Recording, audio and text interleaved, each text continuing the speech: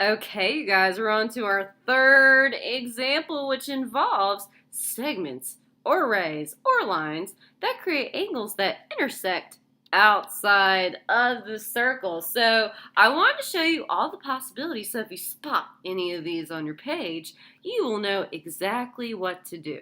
All right, so in this case, I have two secants because secants intersect the circle in two times, which this one intersects it in K and J, and this one intersects it in M and N. So in this case, we have two secants, so I'm going to label that.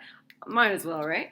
So my secants are, in this case, ray L to the J, or I could call it LK. Doesn't really matter. You have to start with the start point and then cross through one point to be a ray. So it doesn't matter how I call that one. So I'm going to call it ray LK. And that's a ray symbol, sorry. And then my other ray that's also a secant is ray LN or LM. Doesn't matter which one I use. So I'm going to use L to the M.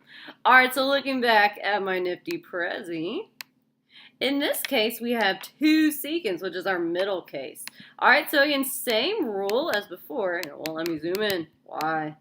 Zoom. Thank you. It won't let me, or no. Now my brain's all off. Sorry, guys. All right, so it's the same cases as before. The picture just looks slightly different. So it's still the measure of the angle on the outside of your circle equals 1/2 the differences of your two intercepted arcs, which remember, I like to call it your outer arc. So the intercepted arc that's furthest away from that exterior angle minus the inner intercepted arc, which is the arc closest to that outside angle. So we're going to be using this property one more time to solve. So let's get going. Okay, so I'm going to set up my equation real quickly. So the measure my exterior angle, which in this case is angle L, the measure of angle L equals 1/2 the intercepted arc, which is the furthest away. So the further intercepted arc that is within this angle. So we're looking at the circle within the angle. Okay, so we're going to kind of chop off the circle and only focus on the part that is that is inside of this angle. Sorry, guys. So we need to find what the outermost arc is, or the outer intercepted arc. Okay, so the arc that's furthest away from my angle, that is intercepted by this angle, which in this case, that would be arc JN. So we're going to do our outer arc minus the arc that's closest to this exterior angle, which in this case, the intercepted arc closest to angle L is arc M to the K. This right here. Bam. All right, so let's set this up. So it's going to be my outer arc, which is the measure of arc JN, minus my inner arc, which is the measure of arc MK. Look at that. All right, and now I just need to fill in my values and solve, and then we'll be done, so you guys. Let's get going. All right, so the measure of angle L, which in this case it actually has a value, the measure of angle L is 25 degrees, equals 1/2 the measure of my outer arc, which in this case is 83 degrees, minus my innermost arc, which I don't know the measure of it, so I'm going to call it X right now. So this is what I'm actually solving for, because if you remember from up above, and all three of these examples are going to be solving for the value of X in each example. So let's get to it. All right, so there's several ways I could go about doing this. Okay, now, since I have a number outside of my parenthesis, I could distribute it through if I want. But if I notice, 83 is not an even number. So that means if I divide it by 2, we're going to have a fraction. And fractions are a little bit more challenging to deal with. So maybe we need to deal with the fraction in a different way. So instead of distributing, I'm going to move my fraction to the other side.